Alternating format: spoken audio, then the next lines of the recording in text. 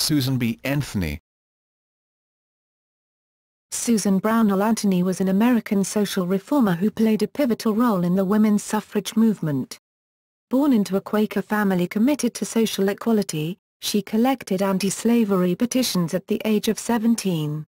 In 1856 she became the New York State agent for the American Anti-Slavery Society. In 1851 she met Elizabeth Cady Stanton, who became her lifelong co-worker in social reform activities, primarily in the field of women's rights. In 1852 they founded the New York Women's State Temperance Society after Anthony was prevented from speaking at a temperance conference because she was a woman. In 1863 they founded the Women's Loyal National League, which conducted the largest petition drive in the nation's history up to that time, collecting nearly 400,000 signatures in support of the abolition of slavery. In 1866 they initiated the American Equal Rights Association, which campaigned for equal rights for both women and African Americans. In 1868 they began publishing a women's rights newspaper called The Revolution. In 1869 they founded the National Woman Suffrage Association as part of a split in the women's movement. In 1890 the split was formally healed when their organization merged with a rival American Woman Suffrage Association to form the National American Woman Suffrage Association, with Anthony as its key force. In 1876 Anthony and Stanton began working with Matilda Joslyn Gage on what eventually grew into the 6-volume History of Woman Suffrage. The interests of Anthony and Stanton diverged somewhat in later years, but the two remained close friends. In 1872 Anthony was arrested for voting in her hometown of Rochester, New York, and convicted in a widely publicized trial.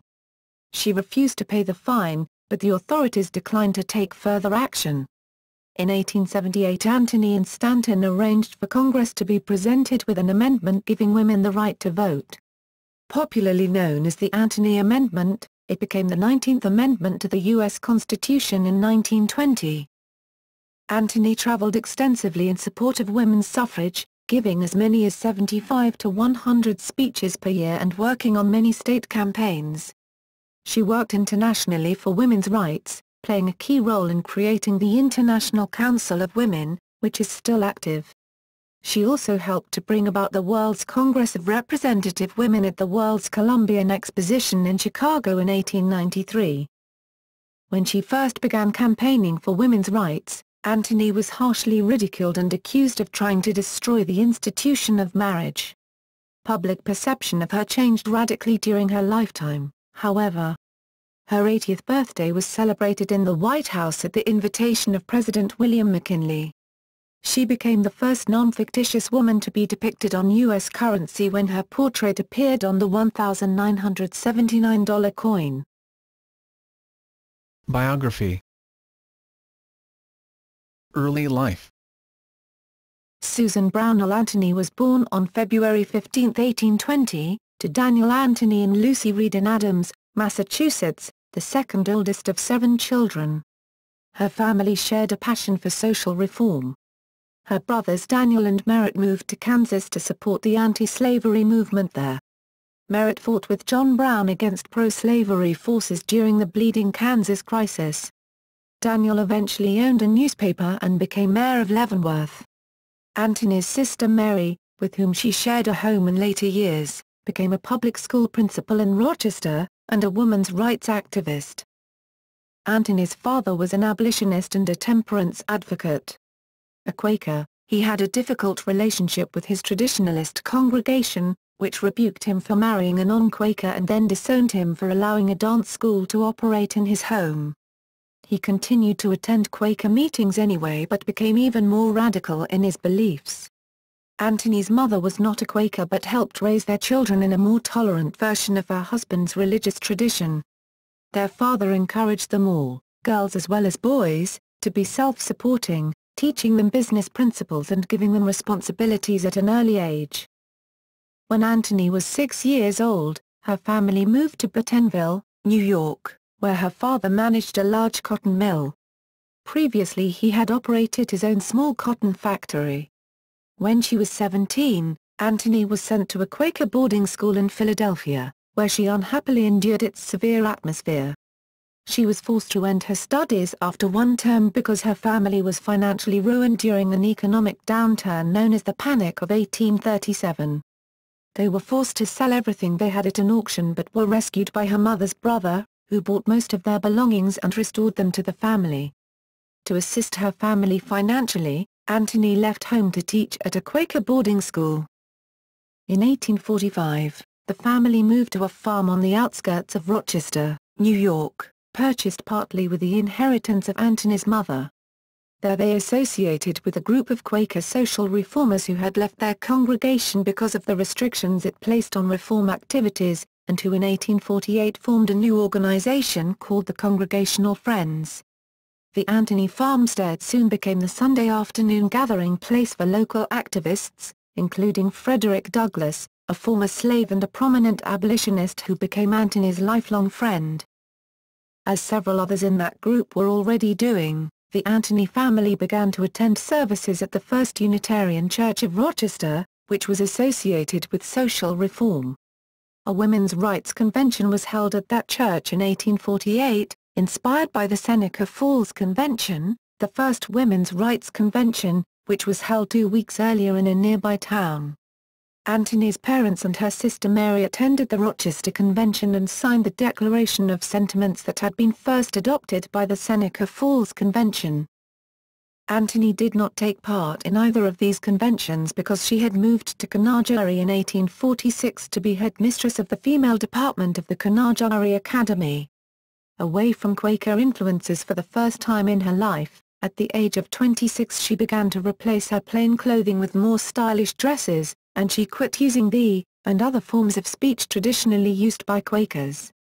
She was interested in social reform, and she was distressed at being paid much less than men with similar jobs, but she was amused at her father's enthusiasm over the Rochester Women's Rights Convention. She later explained, "I wasn't ready to vote, didn't want to vote, but I did want equal pay for equal work." When the Canargary Academy closed in 1849, Anthony took over the operation of the family farm in Rochester so her father could devote more time to his insurance business. She worked at this task for a couple of years but found herself increasingly drawn to reform activity. With her parents' support, she was soon fully engaged in reform work. For the rest of her life, she lived almost entirely on fees she earned as a speaker. Early social activism. Anthony embarked on her career of social reform with energy and determination. Schooling herself in reform issues, she found herself drawn to the more radical ideas of people like William Lloyd Garrison, George Thompson and Elizabeth Cady Stanton.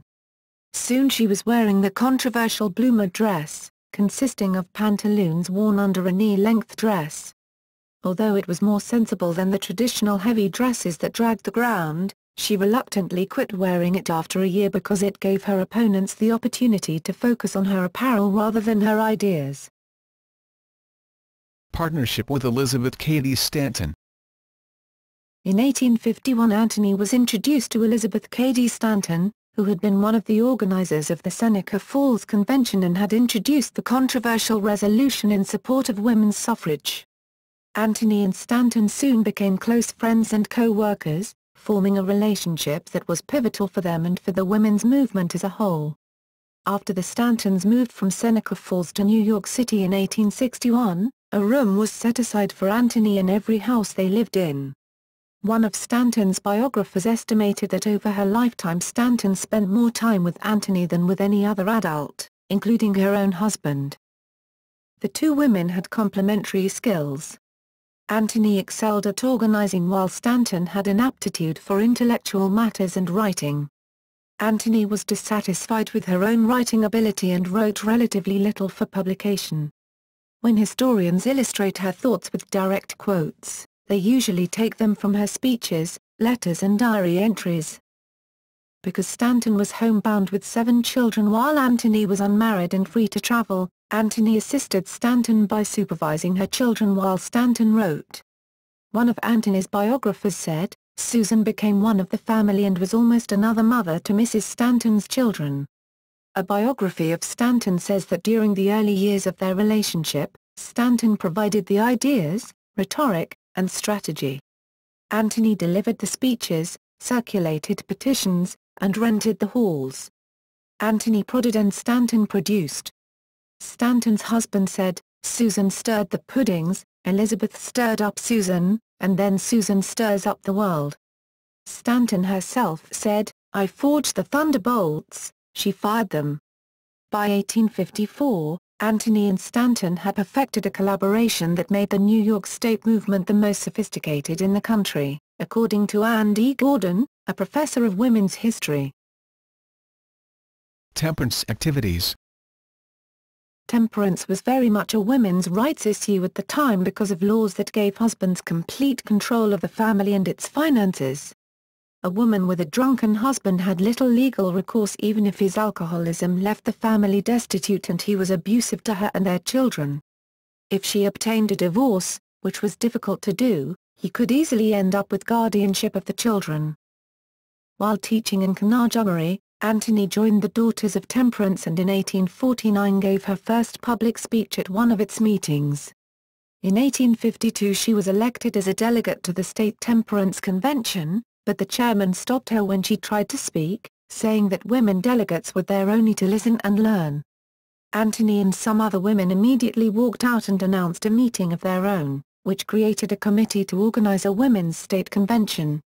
Largely organized by Anthony, the convention of 500 women met in Rochester in April and created the Women's State Temperance Society, with Stanton as president and Anthony as state agent. Anthony and her co-workers collected 28,000 signatures on a petition for a law to prohibit the sale of alcohol in New York State. She organized a hearing on that law before the New York legislature, the first that had been initiated in that state by a group of women. At the organization's convention the following year, however, conservative members attacked Stanton's advocacy of the right of a wife of an alcoholic to obtain a divorce. Stanton was voted out as president, whereupon she and Anthony resigned from the organization. In 1853 Anthony attended the World's Temperance Convention in New York City, which bogged down for 3 chaotic days in a dispute about whether women would be allowed to speak there. Years later, Anthony observed, "No advance step taken by women has been so bitterly contested as that of speaking in public. For nothing which they have attempted, not even to secure the suffrage, have they been so abused, condemned and antagonized." After this period, Anthony focused her energy on abolitionist and women's rights activities. Teachers' conventions. When Anthony tried to speak at the New York State Teachers Association meeting in 1853, her attempt sparked a half-hour debate among the men about whether it was proper for women to speak in public.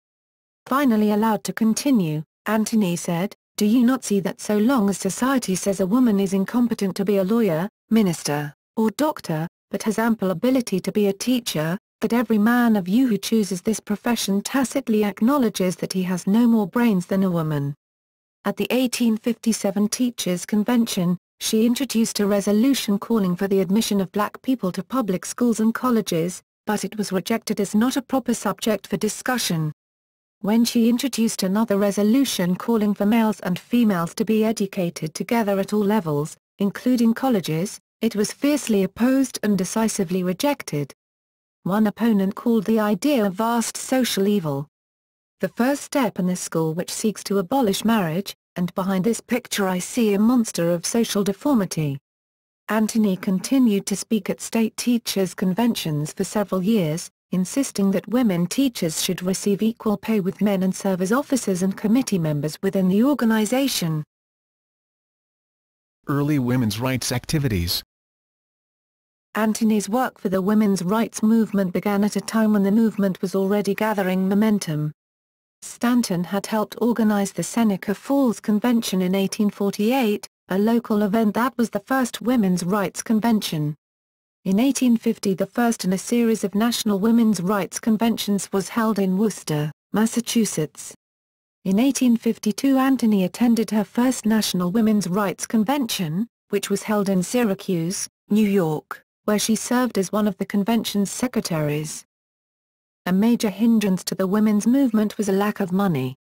Few women at that time had an independent source of income, and even those with employment generally were required by law to turn over their pay to their husbands.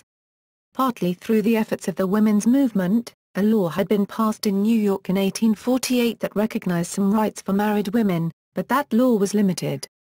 In 1853 Anthony worked with William Henry Channing, her activist Unitarian minister, to organize a convention in Rochester to launch a state campaign for improved property rights for married women, which Anthony would lead.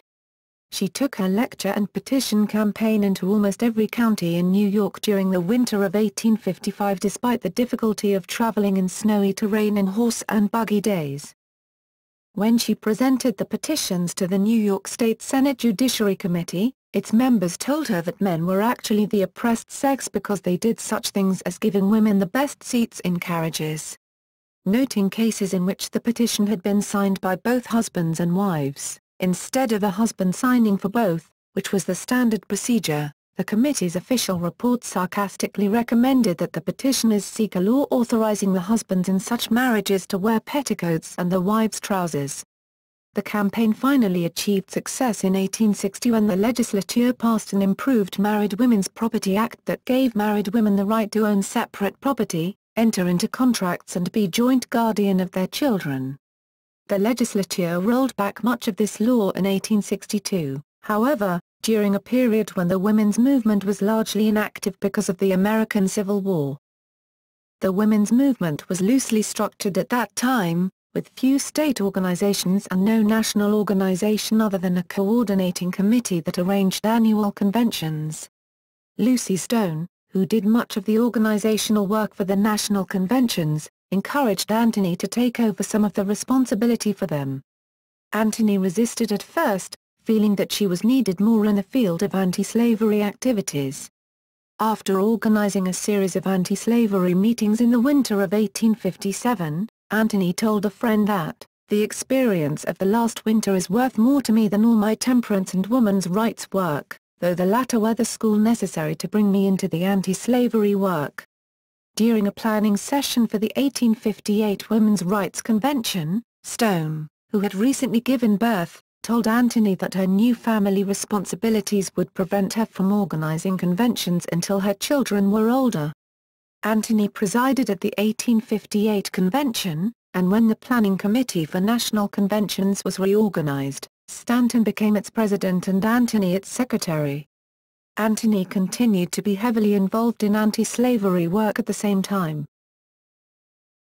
Anti-slavery activities. In 1837, at age 16, Anthony collected petitions against slavery as part of organized resistance to the newly established gag rule that prohibited anti-slavery petitions in the U.S. House of Representatives.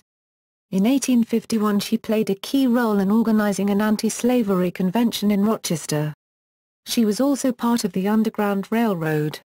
An entry in her diary in 1861 read, "Fitted out a fugitive slave for Canada with the help of Harriet Tubman." In 1856 Anthony agreed to become the New York State agent for the American Anti-Slavery Society with the understanding that she would also continue her advocacy of women's rights. Anthony organized anti-slavery meetings throughout the state under banners that read "No compromise with slaveholders. Immediate and unconditional emancipation." She developed a reputation for fearlessness in facing down attempts to disrupt her meetings, but opposition became overwhelming on the eve of the Civil War. Mob action shut down her meetings in every town from Buffalo to Albany in early 1861. In Rochester, the police had to escort Anthony and other speakers from the building for their own safety. In Syracuse, according to a local newspaper, rotten eggs were thrown, benches broken, and knives and pistols gleamed in every direction. Anthony expressed a vision of a racially integrated society that was radical for a time when abolitionists were debating the question of what was to become of the slaves after they were freed, and when people like Abraham Lincoln were calling for African Americans to be shipped to newly established colonies in Africa. In a speech in 1861 Anthony said, "Let us open to the colored man all our schools.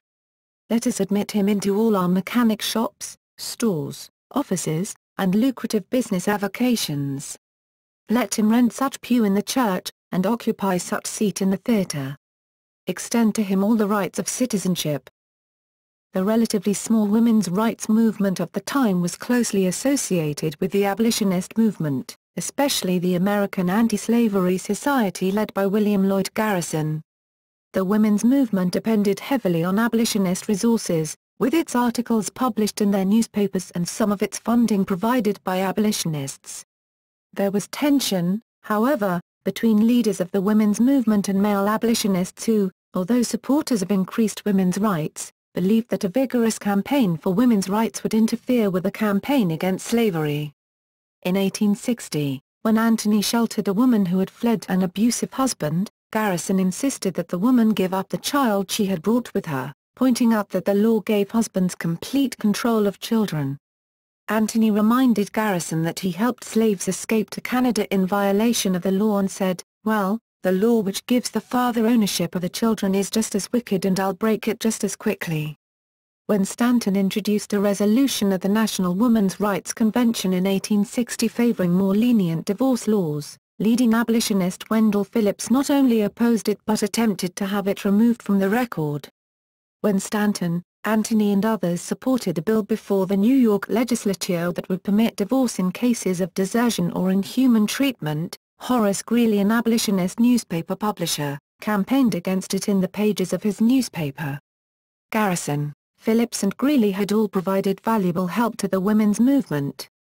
In a letter to Lucy Stone, Anthony said, "The men, even the best of them, seem to think the women's rights question should be waived for the present. So let us do our own work, and in our own way." Women's Loyal National League. Anthony and Stanton organized the Women's Loyal National League in 1863 to campaign for an amendment to the U.S. Constitution that would abolish slavery. It was the first national women's political organization in the United States. In the largest petition drive in the nation's history up to that time, the League collected nearly 400,000 signatures on petitions to abolish slavery, representing approximately 1 out of every 24 adults in the northern states. The petition drive significantly assisted the passage of the 13th Amendment, which ended slavery.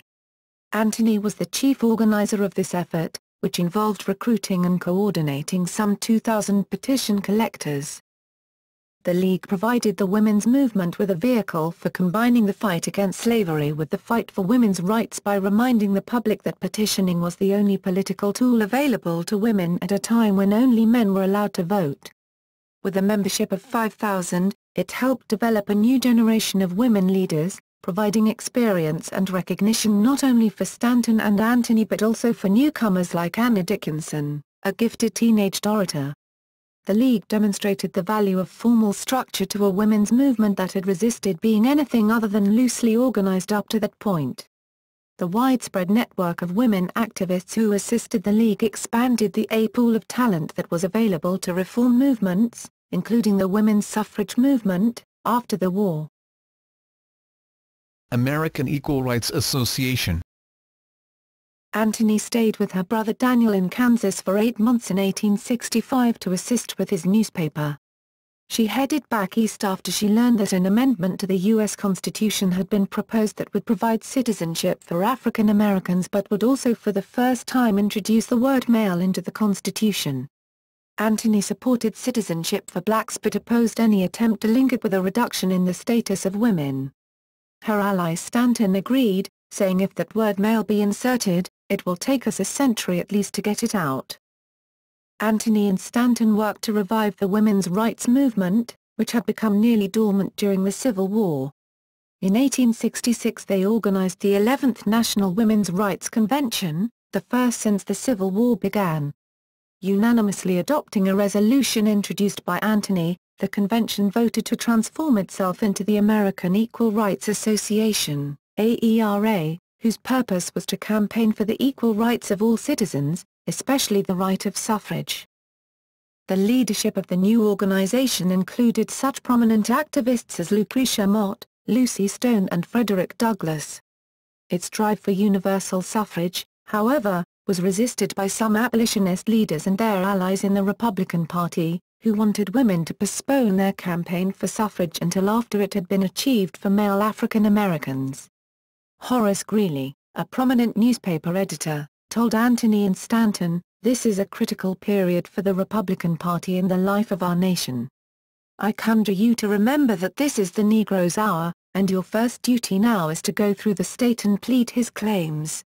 Anthony and Stanton refused to postpone their demands and continued to push for universal suffrage.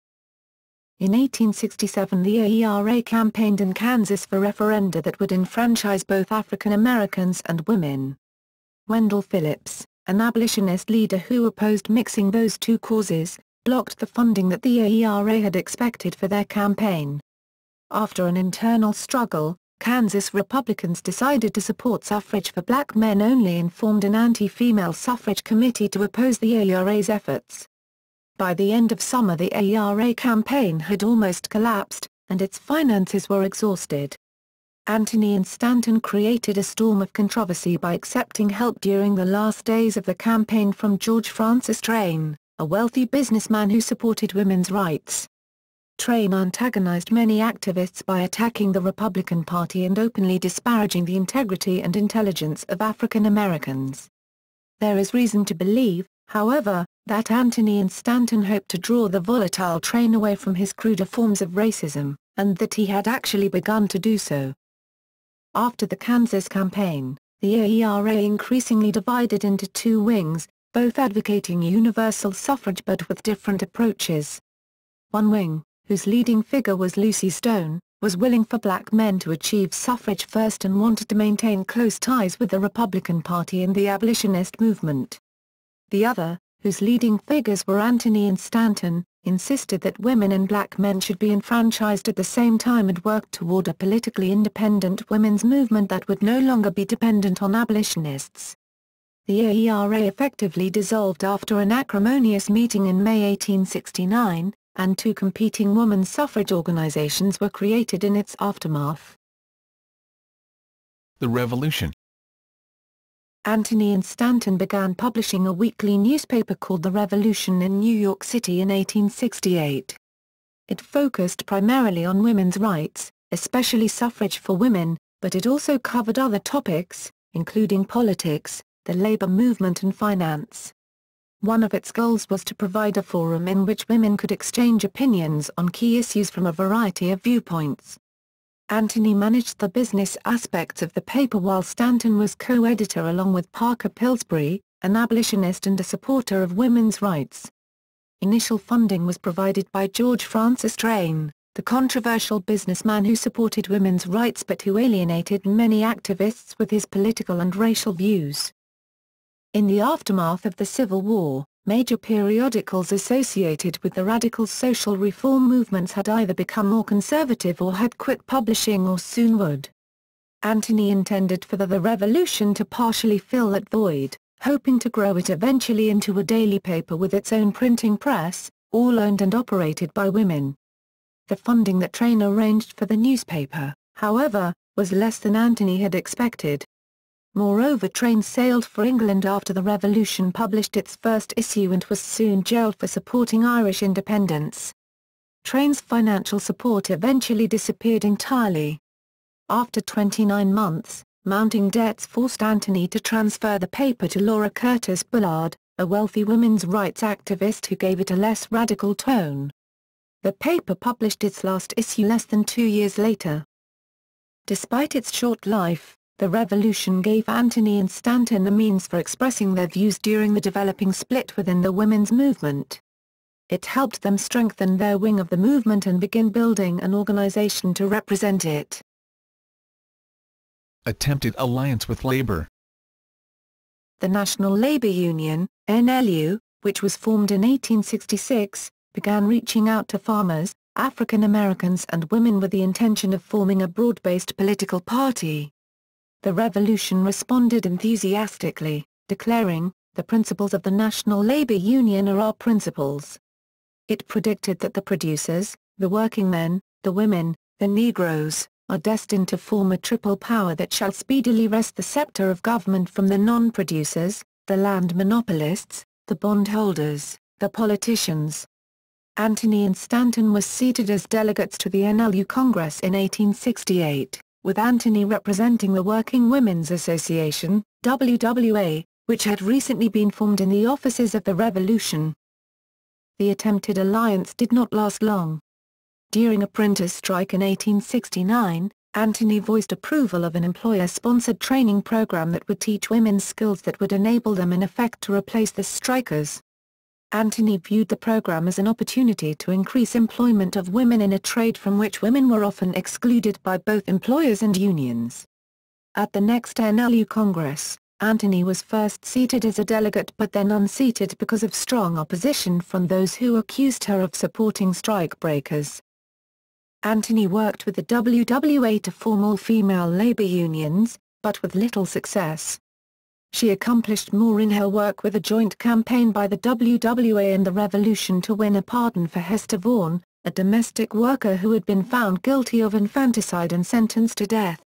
Charging that the social and legal systems treated women unfairly, the WWA petitioned, organized a mass meeting at which Anthony was one of the speakers, and sent delegations to visit Vaughan in prison and to speak with the governor.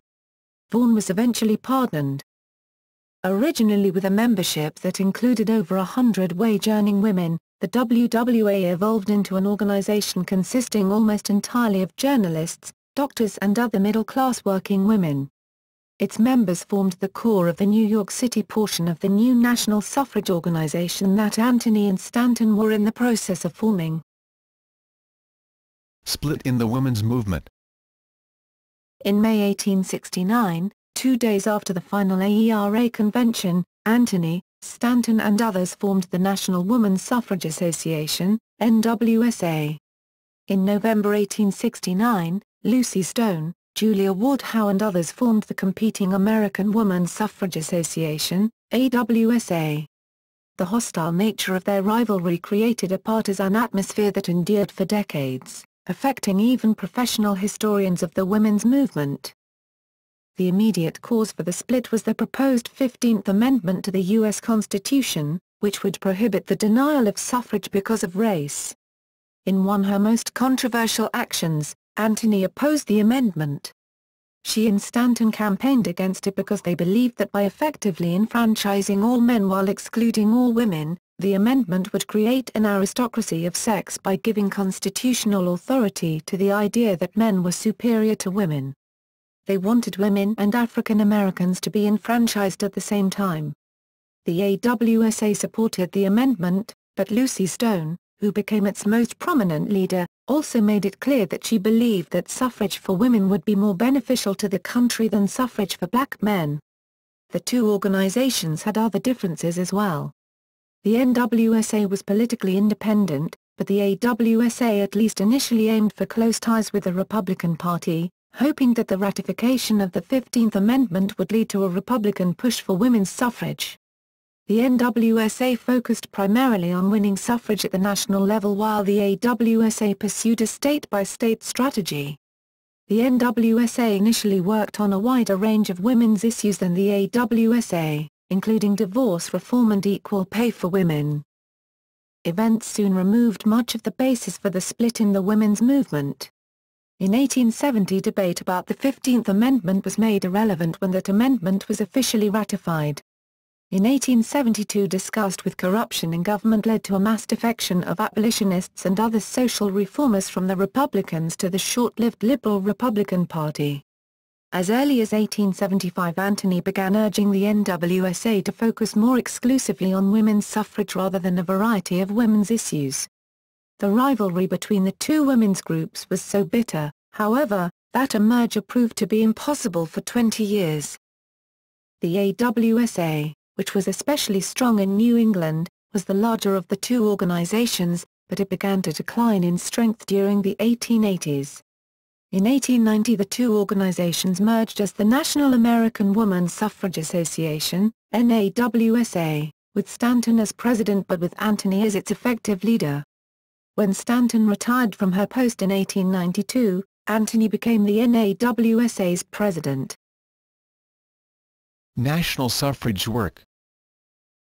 By the end of the Civil War, according to historian Ann D. Gordon, Susan B. Anthony occupied new social and political territory.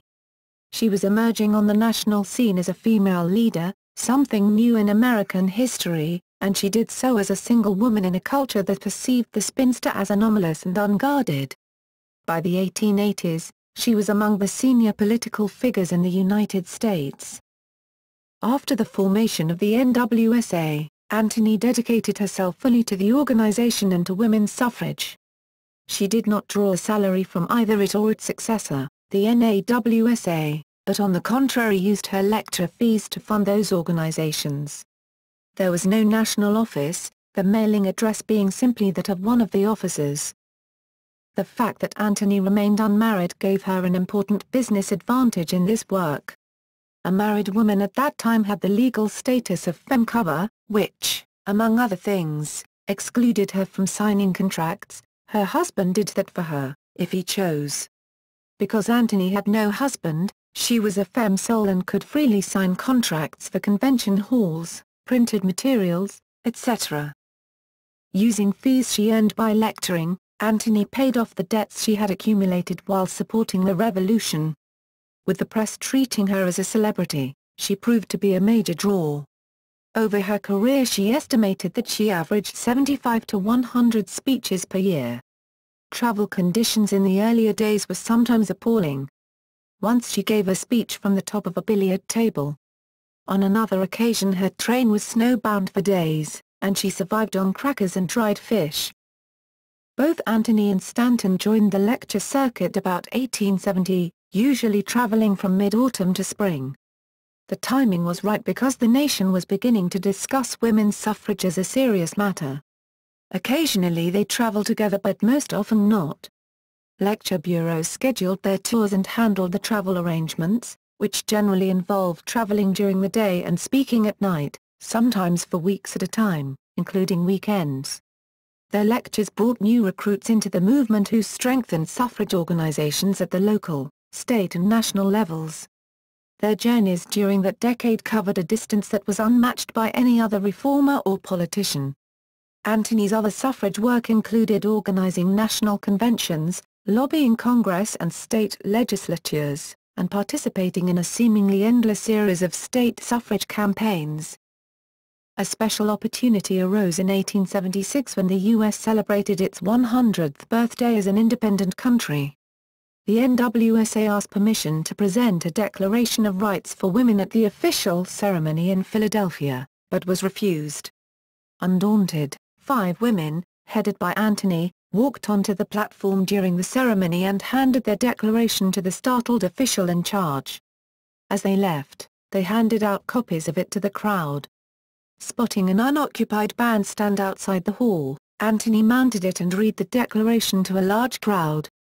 Afterwards she invited everyone to a NWSA convention at the nearby Unitarian Church where speakers like Lucretia Mott and Elizabeth Cady Stanton awaited them. The work of all segments of the women's suffrage movement began to show clear results. Women won the right to vote in Wyoming in 1869 and in Utah in 1870. Anthony's lectures in Washington and 4 other states led directly to invitations for her to address the state legislatures there. The Grange, a large advocacy group for farmers, officially supported women's suffrage as early as 1885. The Women's Christian Temperance Union, the largest women's organization in the country, also supported suffrage. Anthony's commitment to the movement, her Spartan lifestyle, and the fact that she did not seek personal financial gain, made her an effective fundraiser and won her the admiration of many who did not agree with her goals. As Anthony's reputation grew, her working and travel conditions improved.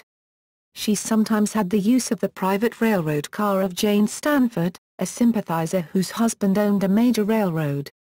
While lobbying and preparing for the annual suffrage conventions in Washington, she was provided with a free suite of rooms in the Riggs Hotel, whose owners supported her work. To ensure continuity, Anthony trained a group of younger activists, who were known as her nieces, to assume leadership roles within the organization.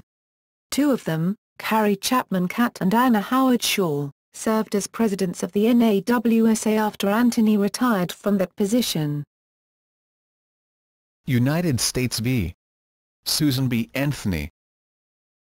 The NWSA Convention of 1871 adopted a strategy of urging women to attempt to vote, and then, after being turned away, to file suits in federal courts demanding that their right to vote be recognized. The legal basis for the challenge would be the recently adopted 14th Amendment. Section 1 of that amendment reads, "All persons born or naturalized in the United States, and subject to the jurisdiction thereof, are citizens of the United States and of the state wherein they reside. No state shall make or enforce any law which shall abridge the privileges or immunities of citizens of the United States. Nor shall any state deprive any person of life, liberty, or property, without due process of law. Nor deny to any person within its jurisdiction the equal protection of the laws." Anthony and nearly 50 other women in Rochester attempted to vote in the presidential election of 1872. 15 of them convinced the election inspectors to allow them to cast ballots, but the others were turned back. There had been earlier cases of women attempting to vote, and even some cases of success, but the reaction of the authorities had been muted. When Anthony voted, however, the reaction was different, and her case became a national controversy. Anthony was arrested on November 18, 1872, by a U.S. deputy marshal and charged with illegally voting. The other 14 women were arrested also but were released pending the outcome of Anthony's trial. Anthony spoke in all 29 towns and villages of Monroe County, where her trial was to be held, asking is it a crime for a U.S. citizen to vote. She said the 14th Amendment gave her that right, proclaiming, "We no longer petition legislature or Congress to give us the right to vote, but appeal to women everywhere to exercise their too long neglected citizens' right." Her speech was printed in its entirety in one of the Rochester daily newspapers, which further spread her message to potential jurors. Worried that Anthony's speeches would influence the jury, the district attorney arranged for the trial to be moved to the Federal Circuit Court, which would soon sit in neighboring Ontario County. Anthony responded by speaking in every village in that county also before the trial began. Responsibility for that federal circuit was in the hands of Justice Ward Hunt, who had recently been appointed to the U.S. Supreme Court. Hunt had never served as a trial judge. Originally a politician, he had begun his judicial career by being elected to the New York Court of Appeals. Anthony's trial was a major step in the transition of the women's rights movement into the women's suffrage movement. The trial began on July 17, 1873, and was closely followed by the national press. The New York Times caught the tone of the proceedings by reporting that, it was conceded that the defendant was, on 5 November, 1872, a woman. Following a rule of common law at that time which prevented criminal defendants in federal courts from testifying, Hunt refused to allow Anthony to speak until the verdict had been delivered. On the second day of the trial, after both sides had presented their cases, Justice Hunt delivered his opinion, which he had put in writing. In the most controversial aspect of the trial, Hunt directed the jury to deliver a guilty verdict. On the third day of the trial, Hunt asked Anthony whether she had anything to say. She responded with the most famous speech in the history of the agitation for women's suffrage, according to Ann D. Gordon, a historian of the women's movement. Repeatedly ignoring the judge's order to stop talking and sit down, she protested what she called this high-handed outrage upon my citizens' rights, saying, "You have trampled underfoot every vital principle of our government. My natural rights, my civil rights, my political rights, my judicial rights, are all alike ignored." She castigated Justice Hunt for denying her a trial by jury, but also said that even if he had allowed the jury to discuss the case, she still would have been denied a trial by a jury of her peers because women were not allowed to be jurors. When Justice Hunt sentenced Anthony to pay a fine of $100, she responded, "I shall never pay $1 of your unjust penalty," and she never did. If Hunt had ordered her to be imprisoned until she paid the fine, Anthony could have appealed her case to the Supreme Court. Hunt instead announced that he would not order her taken into custody, closing off that legal avenue. The U.S. Supreme Court in 1875 put an end to the strategy of trying to achieve women's suffrage through the court system by ruling in Minor v. Harper said that the Constitution of the United States does not confer the right of suffrage upon anyone. The NWSA decided to pursue the far more difficult strategy of campaigning for a constitutional amendment to guarantee voting rights for women. History of woman suffrage. Anthony had for years saved letters, newspapers clippings, and other materials of historical value to the women's movement. In 1876, she moved into the Stanton household in New Jersey along with several trunks and boxes of these materials to begin working with Stanton on the history of woman suffrage. Anthony hated this type of work. In her letters, she said, "The project makes me feel growly all the time. No warhorse ever panted for the rush of battle more than I for outside work. I love to make history but hate to write it." The work absorbed much of her time for several years, although she continued to work on other women's suffrage activities. Anthony acted as her own publisher, which presented several problems, including finding space for the inventory. She was forced to limit the number of books she was storing in the attic of her sister's house because the weight was threatening to collapse the structure. Originally envisioned as a modest publication that could be produced quickly, the history evolved into a 6-volume work of more than 5,700 pages written over a period of 41 years. The first 3 volumes, which cover the movement up to 1885, were published between 1881 and 1886 and were produced by Stanton, Anthony and Matilda Joslyn Gage. Anthony handled the production details and the extensive correspondence with contributors. Anthony published Volume 4, which covers the period from 1883 to 1900, in 1902, after Stanton's death, with the help of Ida Husted Harper, Anthony's designated biographer. The last 2 volumes, which bring the history up to 1920, were completed in 1922 by Harper after Anthony's death. Written by leaders of one wing of the divided women's movement, Lucy Stone, their main rival, refused to have anything to do with the project. The history of woman suffrage preserves an enormous amount of material that might have been lost forever, but it does not give a balanced view of events where their rivals are concerned. Because it was for years the main source of documentation about the suffrage movement, historians have had to uncover other sources to provide a more balanced view. International women's organizations. International Council of Women. Anthony traveled to Europe in 1883 for a 9-month stay, linking up with Stanton, who had arrived a few months earlier. Together they met with leaders of European women's movements and began the process of creating an international women's organization. The National Woman Suffrage Association, NWSA, agreed to host its founding congress. The preparatory work was handled primarily by Anthony and 2 of her younger colleagues in the NWSA. Rachel Foster Avery and May Wrights Wall. Delegates from 53 women's organizations in 9 countries met in Washington in 1888 to form the new association, which was called the International Council of Women, ICW. The delegates represented a wide variety of organizations, including suffrage associations, professional groups, literary clubs, temperance unions, labor leagues and missionary societies.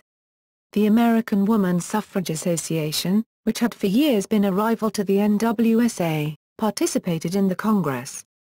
Anthony opened the first session of the ICW and presided over most events. The ICW commanded respect at the highest levels. President Cleveland and his wife sponsored a reception at the White House for delegates to the ICW's founding Congress. The ICW Second Congress was an integral part of the World's Columbian Exposition held in Chicago in 1893. At its Third Congress in London in 1899, a reception for the ICW was held at Windsor Castle at the invitation of Queen Victoria. At its Fourth Congress in Berlin in 1904, Augusta Victoria, the German Empress, received the ICW leaders at her palace. Anthony played a prominent role on all 4 occasions. Still active, ICW is associated with the United Nations. World's Congress of Representative Women. The World's Columbian Exposition, also known as the Chicago World's Fair, was held in 1893. It hosted several world congresses, each dealing with a specialized topic, such as religion, medicine and science. At almost the last moment, the U.S. Congress decided that the exposition should also recognize the role of women. After it was over, one of the organizers of the exposition's Congress of Women revealed that Anthony has played a pivotal but hidden role in that last-minute decision. Fearing that a public campaign would rouse opposition, Anthony had worked quietly to organize support for this project among women of the political elite. Anthony increased the pressure by covertly initiating a petition that was signed by wives and daughters of Supreme Court judges, senators, cabinet members and other dignitaries. A large structure called the Woman's Building, designed by Sophia Hayden Bennett, was constructed to provide meeting and exhibition spaces for women at the exposition. Two of Anthony's closest associates were appointed to organize the Women's Congress. They arranged for the International Council of Women to make its upcoming meeting part of the exposition by expanding its scope and calling itself the World's Congress of Representative Women. This week-long Congress seated delegates from 27 countries. Its 81 sessions, many held simultaneously, were attended by over 150,000 people, and women's suffrage was discussed at almost every session. Anthony spoke to large crowds at the exposition. Buffalo Bill Cady invited her as a guest to his Wild West show, also part of the exposition. When the show opened, he rode his horse directly to her and greeted her with dramatic flair. According to a co-worker, Anthony, for the moment as enthusiastic as a girl, waved her handkerchief at him, while the big audience, catching the spirit of the scene, wildly applauded. International Woman Suffrage Alliance. After Anthony retired as president of the National American Woman Suffrage Association, Carrie Chapman Catt, her chosen successor, began working toward an International Women's Suffrage Association, one of Anthony's long-time goals. The existing International Council of Women could not be expected to support a campaign for women's suffrage because it was a broad alliance whose more conservative members would object. In 1902 Catt organized a preparatory meeting in Washington, with Anthony as chair, that was attended by delegates from several countries. Organized primarily by Catt, the International Woman Suffrage Alliance was created in Berlin in 1904. The founding meeting was chaired by Anthony, who was declared to be the new organization's honorary president and first member. According to Anthony's authorized biographer, no event ever gave Miss Anthony such profound satisfaction as this one. Later renamed the International Alliance of Women, the organization is still active and is affiliated with the United Nations. Relationship with Stanton. Anthony and Stanton worked together in a close and productive relationship. From 1880 to 1886 they were together almost every day working on the history of woman suffrage. They referred to each other as Susan and Mrs. Stanton. Anthony deferred to Stanton in other ways also, not accepting an office in any organization that would place her above Stanton. In practice this generally meant that Anthony, although ostensibly holding a less important office, handled most of the organization's daily activities. Stanton sometimes felt the weight of Anthony's determination and drive. When Stanton arrived at an important meeting in 1888 with her speech not yet written, Anthony insisted that Stanton stay in her hotel room until she had written it, and she placed a younger colleague outside her door to make sure she did so. At Anthony's 70th birthday celebration, Stanton teased her by saying, "Well, as all women are supposed to be under the thumb of some man, I prefer a tyrant of my own sex, so I shall not deny the patent fact of my subjection." Their interests began to diverge somewhat as they grew older. As the drive for women's suffrage gained momentum, Anthony began to form alliances with more conservative groups, such as the Women's Christian Temperance Union, the nation's largest women's organization and a supporter of women's suffrage. Such moves irritated Stanton, who said, "I get more radical as I get older, while she seems to grow more conservative." In 1895 Stanton published The Woman's Bible, which attacked the use of the Bible to relegate women to an inferior status. It became a highly controversial bestseller. The NAWSA voted to disavow any connection with it despite Anthony's strong objection that such a move was unnecessary and hurtful. Even so, Anthony refused to assist with the book's preparation, telling Stanton, "You say women must be emancipated from their superstitions before enfranchisement will have any benefit, and I say just the reverse, that women must be enfranchised before they can be emancipated from their superstitions." Despite such friction, their relationship continued to be close. When Stanton died in 1902, Anthony grieved for months. Later life. After never having had a home of her own, Anthony agreed to settle into her sister Mary's house in Rochester in 1891, at the age of 71. Her energy and stamina, which sometimes exhausted her co-workers, continued at a remarkable level. At age 75 she toured Yosemite National Park on the back of a mule. She remained as leader of the NAWSA and continued to travel extensively on suffrage work. She also engaged in local projects. In 1893 she initiated the Rochester branch of the Women's Educational and Industrial Union. In 1898 she called a meeting of 73 local women's societies to form the Rochester Council of Women. She played a key role in raising the funds required by the University of Rochester before they would admit women students, pledging her life insurance policy to close the final funding gap. In 1896 she spent 8 months on the California suffrage campaign, speaking as many as 3 times per day in more than 30 localities. In 1900 she presided over her last NAWSA convention. During the 6 remaining years of her life, Anthony spoke at 6 more NAWSA conventions and 4 congressional hearings, completed the 4th volume of the History of Woman Suffrage, and traveled to 18 states and to Europe. As Anthony's fame grew, some politicians, certainly not all of them, were happy to be publicly associated with her. Her 70th birthday was celebrated at a national event in Washington with prominent members of the House and Senate in attendance. Her 80th birthday was celebrated at the White House at the invitation of President William McKinley. Death and legacy. Anthony died at the age of 86 of heart failure and pneumonia in her home in Rochester on March 13, 1906. She was buried at Mount Hope Cemetery. At her birthday celebration in Washington a few days earlier, she spoke of those who had worked with her for women's rights. "There have been others also just as true and devoted to the cause. I wish I could name every one, but with such women consecrating their lives, failure is impossible." "Failure is impossible" quickly became a watchword for the women's movement.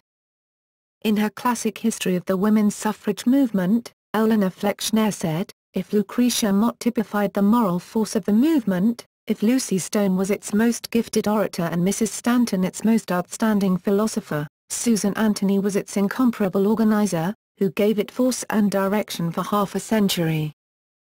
Anthony did not live to see the achievement of women's suffrage at the national level, but she was proud of the progress the women's movement had made. At the time of her death, women had achieved suffrage in Wyoming, Utah, Colorado and Idaho, and several larger states followed soon after. Legal rights for married women had been established in most states, and most professions had at least a few women members. 36,000 women were attending colleges and universities, up from 0 a few decades earlier. 2 years before she died, Anthony said, "The world has never witnessed a greater revolution than in the sphere of woman during this 50 years. Part of the revolution was in ways of thinking. In a speech in 1889 Anthony noted that women had always been taught that their purpose was to serve men, but now, after 40 years of agitation, the idea is beginning to prevail that women were created for themselves, for their own happiness, and for the welfare of the world." She was sure that women's suffrage would be achieved, but she also feared that people would forget how difficult it was to achieve it, as they were already forgetting the ordeals of the recent past. Anthony's passing was widely mourned. Clara Barton, founder of the American Red Cross, said just before Anthony's death, "A few days ago someone said to me that every woman should stand with bared head before Susan B. Anthony. Yes, I answered, and every man as well. For ages he has been trying to carry the burden of life's responsibilities alone. Just now it is new and strange and men cannot comprehend what it would mean, but the change is not far away." Anthony's home in Rochester is now a National Historic Landmark called the National Susan B. Anthony Museum and House. The house of her birth in Adams, Massachusetts and her childhood home in Bentonville, New York are listed on the National Register of Historic Places. The rotunda of the U.S. Capitol contains a statue that honors three leading women's rights leaders, Susan B. Anthony, Elizabeth Cady Stanton, and Lucretia Mott. The Cathedral of St. John the Divine in Manhattan, one of the world's largest, has a sculpture honoring four spiritual heroes of the 20th century, Martin Luther King, Albert Einstein, Susan B. Anthony, and Mohandas Gandhi. In 1936 the U.S. Post Office issued its first postage stamp honoring Susan B. Anthony. In 1979 the United States Mint began issuing the Susan B. Anthony dollar coin, the first U.S. coin to honor a real woman rather than an allegorical female figure. The 19th Amendment, which guaranteed the right of women to vote, was popularly known as the Susan B. Anthony Amendment. After it was ratified in 1920, the National American Woman Suffrage Association, whose character and policies were strongly influenced by Anthony, was transformed into the League of Women Voters, which is still an active force in U.S. politics. Views. Views on religion. Anthony was raised a Quaker, but her religious heritage was mixed. On her mother's side, her grandmother was a Baptist and her grandfather was a Universalist. Her father was a radical Quaker who chafed under the restrictions of his more conservative congregation. When the Quakers split in the late 1820s into Orthodox and Hicksites, her family sided with the Hicksites, which Anthony described as the radical side, the Unitarian.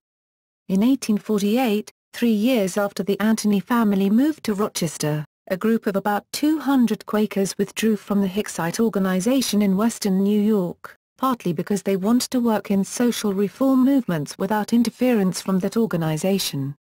Some of them, including the Anthony family, began attending services at the First Unitarian Church of Rochester. When Susan B. Anthony returned home from teaching in 1849, she joined her family in attending services there, and she remained with the Rochester Unitarians for the rest of her life. Her sense of spirituality was strongly influenced by William Henry Channing, a nationally known minister of that church who also assisted her with several of her reform projects. Anthony was listed as a member of First Unitarian in a church history written in 1881. Anthony, proud of her Quaker roots, continued to describe herself as a Quaker, however. She maintained her membership in the local Hicksite body but did not attend its meetings. She joined the Congregational Friends, an organization that was created by Quakers in western New York after the 1848 split among Quakers there. This group soon ceased to operate as a religious body, however, and changed its name to the Friends of Human Progress, organizing annual meetings in support of social reform that welcomed everyone, including Christians, Jews, Mohammedans, and pagans. Anthony served as secretary of this group in 1857. In 1859, during a period when Rochester Unitarians were gravely impaired by factionalism, Anthony unsuccessfully attempted to start a free church in Rochester, where no doctrines should be preached and all should be welcome. She used as her model the Boston Church of Theodore Parker, a Unitarian minister who helped to set the direction of his denomination by rejecting the authority of the Bible and the validity of miracles.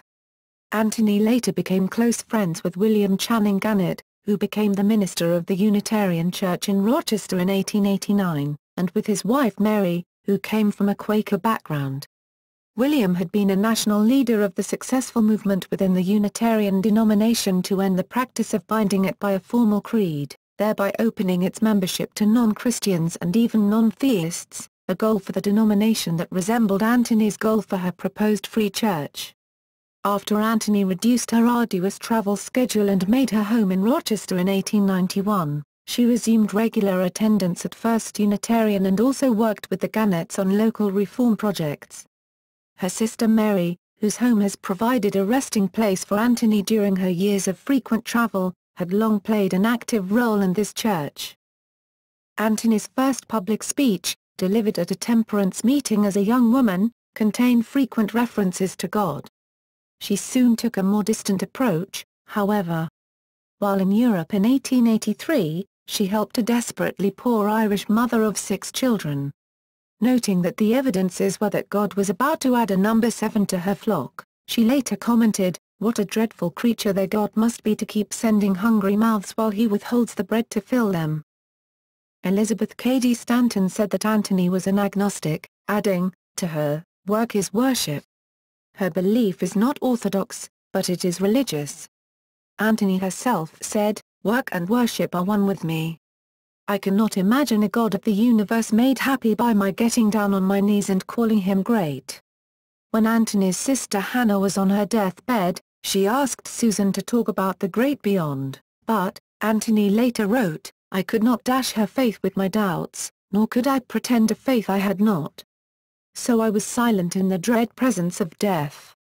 When an organization offered to sponsor a women's rights convention on the condition that no speaker should say anything which would seem like an attack on Christianity, Anthony wrote to a friend, "I wonder if they'll be as particular to warn all other speakers not to say anything which shall sound like an attack on liberal religion. They never seem to think we have any feelings to be hurt when we have to sit under their reiteration of orthodox cant and dogma." Views on marriage. As a teen, Anthony went to parties, and she had offers of marriage when she was older, but there is no record of her ever having a serious romance. Anthony loved children, however, and helped raise the children in the Stanton household. Referring to her niece, she wrote, "The dear little Lucy engrosses most of my time and thoughts. A child one loves is a constant benediction to the soul, whether or not it helps to the accomplishment of great intellectual feats." As a young worker in the women's rights movement, Anthony expressed frustration when some of her co-workers began to marry and have children, sharply curtailing their ability to work for the understaffed movement. When Lucy Stone abandoned her pledge to stay single, Anthony's scolding remarks caused a temporary rupture in their friendship. Journalists repeatedly asked Anthony to explain why she never married. She answered one by saying, "It always happened that the men I wanted were those I could not get, and those who wanted me I wouldn't have." To another she answered, "I never found the man who was necessary to my happiness. I was very well as I was." To a third she said, "I never felt I could give up my life of freedom to become a man's housekeeper. When I was young, if a girl married poor, she became a housekeeper and a drudge. If she married wealth she became a pet and a doll. Just think, had I married at 20, I would have been a drudge or a doll for 59 years. Think of it." Anthony fiercely opposed laws that gave husbands complete control over the marriage. Blackstone's commentaries, the basis for the legal systems in most states at the time, stated that, by marriage, the husband and wife are one person in law, that is, the very being or legal existence of the woman is suspended during the marriage. In a speech in 1877, Anthony predicted an epoch of single women. "If women will not accept marriage with subjugation, nor men proffer it without, there can be, no alternative. The woman who will not be ruled must live without marriage." Views on abortion. Anthony's political position on abortion has been a subject of a relatively recent dispute, with some pro-life activists contending that she would favor the pro-life position in the modern abortion debate. These activists cite her own words, such as her reference to unborn little ones. They also cite articles that refer to abortion as child murder, or antenatal infanticide in The Revolution, a woman's journal owned by Anthony but edited by Stanton and Pillsbury, that provided a forum for contrasting opinions. Andy Gordon, a leading academic authority on Anthony, has criticized the effort to represent Anthony as someone who would support the modern pro-life movement, saying, "The result is what historians call invented memory, history without foundation in the evidence but with modern utility."